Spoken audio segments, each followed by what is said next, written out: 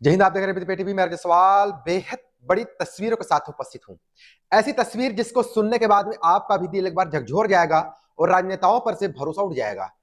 अगर बात करूं पूरे मध्य प्रदेश के साथ में पूरे देश में, अगर मंदिर अगर मुख्य तौर पर अगर माना जाता है तो शिक्षा के मंदिर को सर्वोच्च स्थान दिया जाता है। लेकिन उस शिक्षा मंदिर में जो भगवान के रूप में अपना कर्तव्य निभाते हैं, ऐसे शिक्षकों के साथ में मध्य प्रदेश में एक ऐसा मजाकिया अंदाज से खेल खेला जा रहा है जिसके बाद की जो तस्वीरें आप देखेंगे उस पर भी आपकी रूह कांप जाएगी।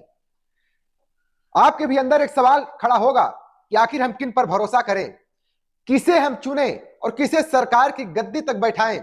आखिर ऐसी कौन सी सरकार होगी जो शिक्षकों के लिए बेहतर विकल्प साबित होगी। जी हां, मैं बात कर रहा हूं मध्य प्रदेश में वही शिक्षा जगत में हम सबके बच्चे, आपके बच्चे को पढ़ाने वाले अति शिक्षक, जिनकी महत्वपूर्ण भूमिका पूरे शिक्षा जगत में है। लेकिन स्थितियां परिस्थितियां इस समय पर इस कदर है कि वही शिक्षक दर दर की ठोकरें खा रहे हैं। अगर हम बात करें चुनावी वादों में तो एक महापंचायत बुलाई गई और वो भी पूर्व मुख्यमंत्री शिवराज सिंह चौहान के द्वारा भरे मंच में मीडिया के समक्ष एक ऐसा बयान दिया गया जो आप बयान सुनेंगे।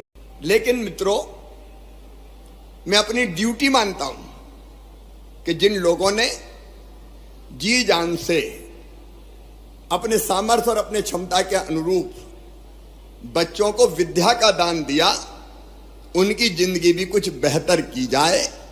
अनिश्चितता के भंवर में वो लगातार लटके ना रहें। और इसलिए अभी अलग अलग पीरियड के अनुसार आपको मानदेय देने की व्यवस्था है।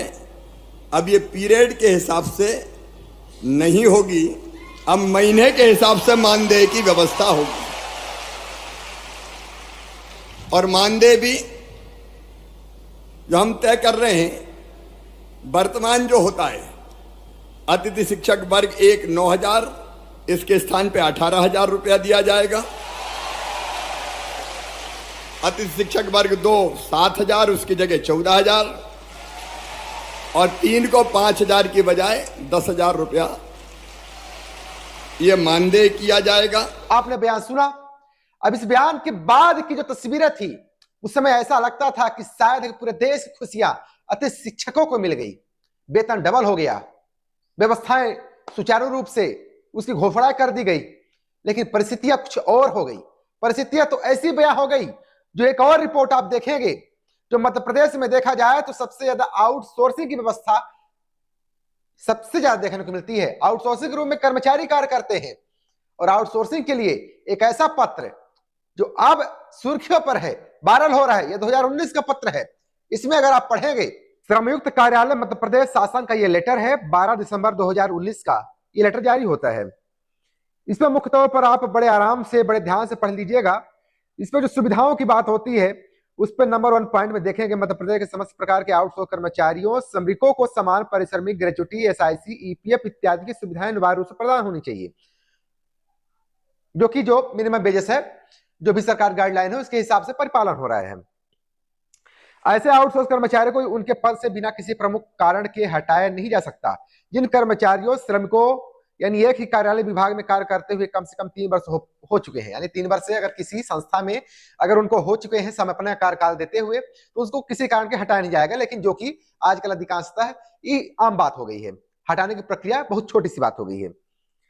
इसमें देखेंगे तीसरे पॉइंट में, ऐसे आउटसोर्स डाटा एंट्री ऑपरेटर कर्मचारी जिनको एक ही कार्यालय विभाग में कार्य करते हुए कम से कम 5 वर्ष तथा 8 वर्ष पूर्ण हो चुके हैं, ऐसे आउटसोर्स यानी जो डाटा एंट्री ऑपरेटर हैं, ऐसे कर्मचारियों को क्रमशः राशि रुपए 23,870 व राशि 28,870 का भुगतान कार्यालय सहायक व सह डाटा एंट्री ऑपरेटर की श्रेणी में दिया जाएगा, जो कि मध्य प्रदेश के समस्त कलेक्टर कार्यालयों में निम्न योग्यताओं के आधार पर भुगतान किया जा रहा है। कहूं जितने भी इसमें गाइडलाइन है, सभी गाइडलाइन को परिपालन करने वाले आउटसोर्सिंग के डाटा एंट्री ऑपरेटर, जो कि इस घोषणा के बाद में, यानी मैं कहूं तो ये प्रशासनिक आर्डर है और प्रशासनिक आदेश के बाद परिपालन नहीं हो रहा है। लेकिन वही अगर शिक्षक की बात करूं, ये आउटसोर्सिंग और शिक्षक में दोनों की बात कर रहा हूं, जरा वीडियो लंबी हो जाएगी लेकिन काम की वीडियो है, इस वीडियो को जरूर आप शेयर कर दीजिएगा। तो ये दोनों मैं दोनों जो तबके की बात कर रहा हूं, यानी आउटसोर्सिंग की, तो आउटसोर्सिंग का तो किसी भी तरह से कोई भी आज तक परिपालन नहीं हुआ। यानी 2019 से 2024 हो गया, 5 साल बीतने को हो गए, यानी पूरी तरह से आदेश भी झूठा निकला, यानी खोखे की तरह पूरी तरह से खोखला निकला। अतः शिक्षकों के अंदर एक खुशी की लहर दौड़ी कि हमारा वेतन डबल हो गया, सुविधाएं पूरी तरह से, यानी जो पुराने जो नियम थे उसको हटा करके बेहतर तरीके से सुचारू रूप से दिया गया, जिनका भविष्य थोड़ा बहुत यह लगा कि हमारे भविष्य में उजाला जाएगा। लेकिन इसके बाद में घोषणा बीते 5 महीने हो गया, वेतन के लाले पड़ गए। ऐसी भी परिस्थितियां हैं कि कई अति शिक्षकों के वेतन के लिए लाले पड़ गए। इतना ही नहीं, कई अति शिक्षकों को हटा भी दिया गया। यानी एक तरफ घोषणाएं महापंचायतों के माध्यम से झोली में खुशियां दी गई, और इसके बाद में सरकार बनते ही आदेश पर आदेश और आदेश पर आदेश, इसके बाद में कई अति शिक्षकों को बाहर कर दिया गया। उनके लिए कोई व्यवस्थाएं नहीं हुई, और बाहर तो किया ही गया, उनको वेतन तक नहीं दिया गया। एक और सरकार कहती है कि मध्य प्रदेश में बजट की कोई कमी नहीं है, यानी पैसों की कोई कमी नहीं है, और इधर अगर शिक्षा विभाग में देखा जाए तो शिक्षकों के लिए बजट की ही मारामारी होती है। हालांकि बीते कुछ दिनों में ये सुनने में मिला, मीडिया के प्रकाशन में देखने को मिला कि बजट आ गया, उसमें कई चैनल अपनी वाहवाही लूटते दिखे कि अब तत्काल पैसे दे दिए जाएंगे, यानी अति शिक्षकों के मानदेय को दे दिया जाएगा। लेकिन वो भी लगभग 72 घंटे से ऊपर हो गए, अभी तक इनके खाते में तो नहीं आया। और उनका क्या, जो अति शिक्षकों को, जिन अति शिक्षकों को बाहर कर दिया गया, उनके लिए कौन पॉलिसी लाएगा? जरा मैं 2 तस्वीरें दिखा देता हूं आपको। एक आदेश आप देखेंगे, ये मध्य प्रदेश के अंदर रीवा जिले का है। ये 15 जनवरी 2024 का है, कार्यालय जिला शिक्षा अधिकारी जिला रीवा का। यहां पर आता है आदेश में, समस्त विकास खंड शिक्षा अधिकारी जिला रीवा मध्य प्रदेश, समस्त संकुल प्राचार्य शासकीय उच्चतर माध्यमिक विद्यालय एवं हाई स्कूल जिला रीवा। यहाँ पर विषय में लिखा हुआ है अति शिक्षकों को मुक्त करने के संबंध में।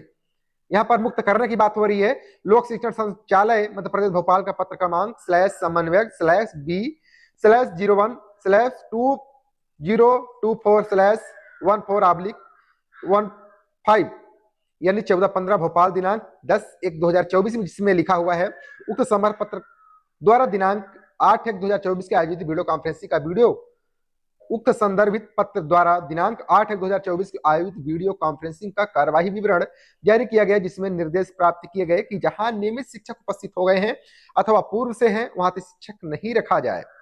अतः उक्त निर्देश के पालन में आपको निर्देशित किया जाता है कि जहां नियमित शिक्षक उपस्थित हो चुके हैं, वहां कार्यरत अति शिक्षकों को तत्काल कार्यमुक्त करें एवं कृत कार्यवाही से इस कार्यालय को अवगत करवाएं।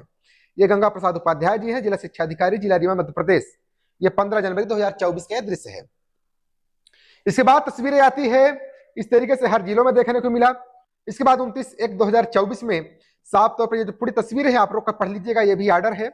आदेश जिला शिक्षा अधिकारी नर्मदापुरम का है, जहां पर कहा जा रहा है कि जिन अति शिक्षकों को हटाया गया है उनको भी अर्जेस्ट किया जाए, जहां भी उक्त पद रिक्त हैं। लेकिन ऐसा अन्य जिलों में कम ही देखने को मिला है। खासतौर पर रीवा में देखा जाए तो दद्दर की भटकते रास्तों में भटक रहे हैं अति शिक्षक, जिनको बाहर कर दिया गया है। आखिर इनके लिए कौन सुधलेगा? क्या ये दूसरे के भविष्य बनाते बनाते अपने ही भविष्य को चौपट कर बैठे? क्या इनके लिए भी कोई ऐसी पॉलिसी नहीं होनी चाहिए? क्या यही सुनहरा भविष्य अति शिक्षकों के लिए दिखाया गया था? क्या इसी तरीके से भविष्य अति शिक्षकों के लिए जो अंधकारमयी रूपी एक रास्ता दिख रहा है, तो कैसी तरीके से पूर्ण किया जाएगा? बहरहाल क्या कुछ आदेश आगामी दिनों में देखने को मिलेगा इन अति शिक्षकों के लिए, जिनको बाहर कर दिया गया है, जिनके वेतन मान नहीं किया गया है? वो तो आने वाला वक्त ही बताएगा। लेकिन आप इस वक्त पर वीडियो अगर यहां तक आप देख ही रहे हैं, तो अगर पहली बार चैनल को देख रहे हैं तो चैनल सब्सक्राइब कर लीजिएगा, क्योंकि लगातार हम मध्य प्रदेश के अनेकों मुद्दों को लेकर के हम हाजिर होते हैं, और हम आशा करते हैं कि आपकी महत्वपूर्ण जो भूमिका है वीडियो अन्य साथियों तक भी शेयर करके और इस चैनल के ऊर्जा को बरकरार बनाए रखने में अपना अहम योगदान देंगे। चलिए अगली अन्य तस्वीरों के साथ में पुनः आपके साथ में रूबरू होऊंगा। तब तक के लिए आप मुझे इजाजत दीजिए। बहुत बहुत धन्यवाद। जय हिंद।